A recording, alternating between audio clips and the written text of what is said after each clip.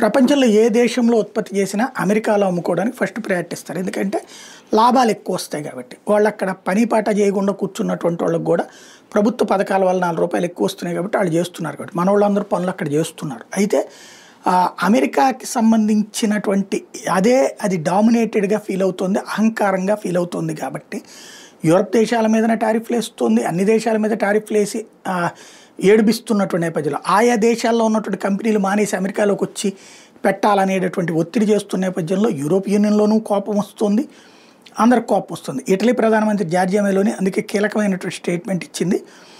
India Middle East Europe economic corridor అవసరము, అప్పుడు ఈ అన్సర్టనిటీ తొలగుతుంది, ఈ గొడవలు తగ్గుతాయి, మేము ready. IMEC India Middle East Europe economic corridor పెట్టుకురావాల్సినటువంటి అవసరం ఉందంటూ తాజాగా నరేంద్ర మోడీకి సలహా ఇస్తుంది. ఇది కనుక సెట్ అయిందంటే అమెరికా వాడు విలవిల్లాడిపోతాడు.